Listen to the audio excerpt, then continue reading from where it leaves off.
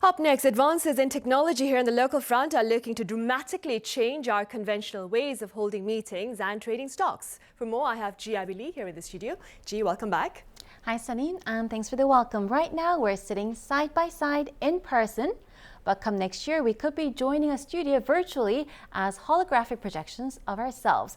Metaverse startup DoubleMe plans to commercialize hologram-based mixed reality as a business-to-consumer service as early as the first quarter of 2022.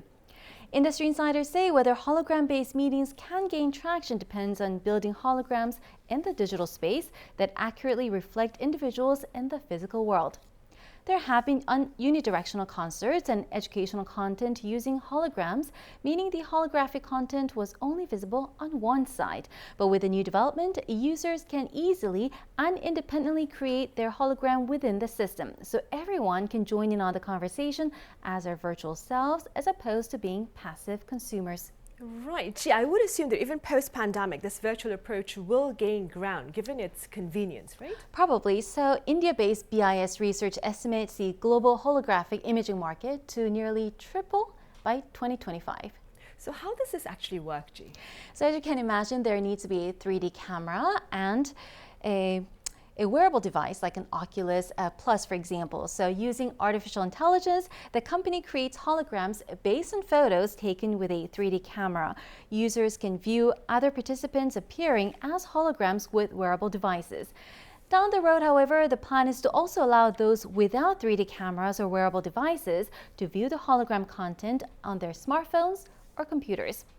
On the back end, a combination of computing power that can process large amounts of graphics data and low latency communications infrastructure is a must. These factors are also the reasons why B2C hologram services have not yet been commercialized. DoubleMe is working with SK Telecom to enable faster data transmission and reception. Telecom companies are bullish on hologram content as they will be able to market it to bolster demand for 5G services.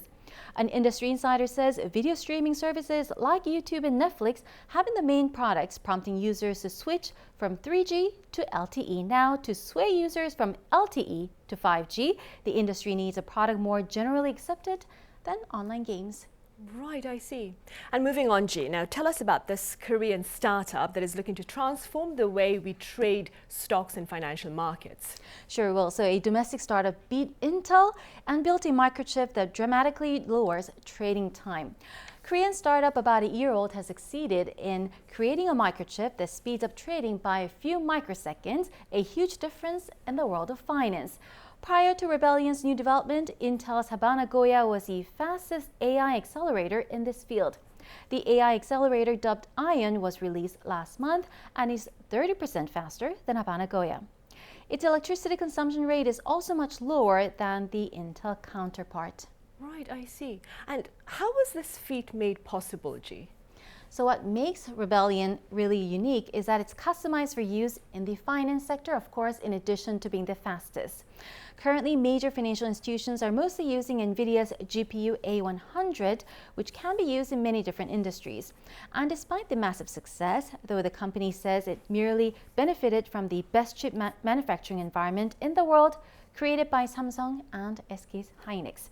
In fact, Samsung was the first to contact the startup for collaborations, and the two will jointly build their next AI chip Atom to be used in data centers. That's all for me today. All right, Ji, as always, thank you very much for that coverage. Thanks for having me.